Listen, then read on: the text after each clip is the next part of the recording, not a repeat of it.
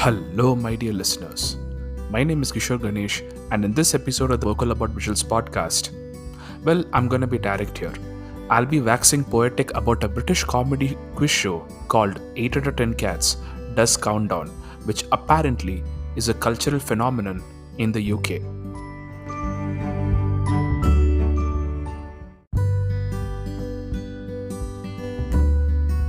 Before I talk about the show, I want to talk about why this podcast exists in the first place.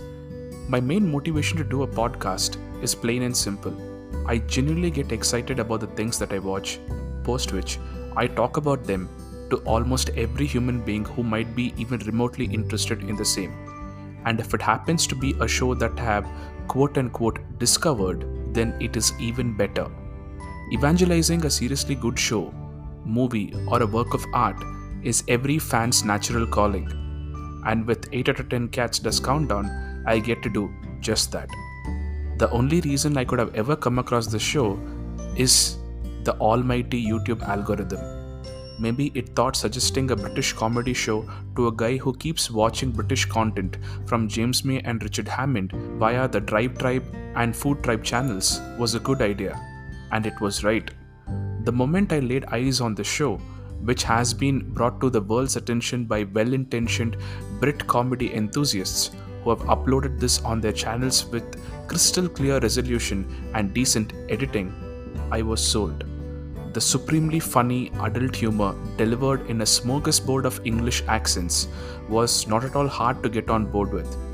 All the good-natured genitalia-based jokes, silly slapstick comedy on the side, and constant yet friendly roasting of the host, Jimmy Carr, and the contestants makes up the 45-minute duration of the show. This is truly one of those rare shows where you feel like you get more bang for your buck. The density of comedy in this show is too damn high, and God bless them for that. Coming to the structure of the show, it has three non-playing persons: Jimmy Carr, the comedian who's the host, Susie Dent, the lexicographer who checks the validity of the words that the contestants come up with, and Rachel Riley, the woman who could literally be the object of envy of every human on the planet if they put their mind to it. She has supermodel good looks, a great personality, and is a mathematics graduate. Have a look at her Wikipedia page to be even more impressed and jealous. Apart from these three are the quote-unquote contestants, who are made up of 5 different comedians. One of the comedians/comedy group occupies the available spot in the quote-unquote dictionary corner, which is Susie Dent's fortress. They get to do 3 gags when the baton is thrown to them by Jimmy over the course of every episode. Of the other 4, 2 are regular comedy captains.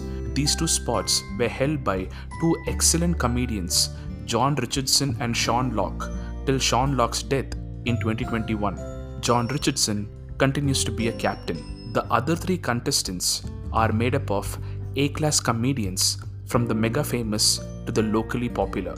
In most episodes, there is also a brilliantly hilarious cameo from Joe Wilkinson, who was one of the OG comedians that was a part of this setup from the start.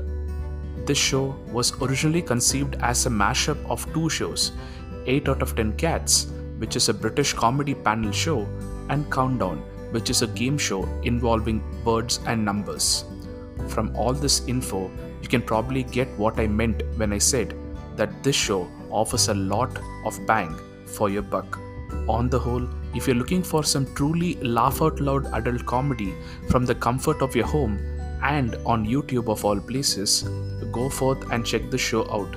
If British humor is your cup of tea, then brace for a tea coma, because this show will light you up. Speaking of lighting up, happy Deepavali, folks, to you and your family from your friendly neighborhood podcast host. Please accept this recommendation as my gift to all of you. Once again, my name is Kishore Ganesh. This is the Vocal About Visuals podcast, and thank you, my dear listeners, for your time and for listening.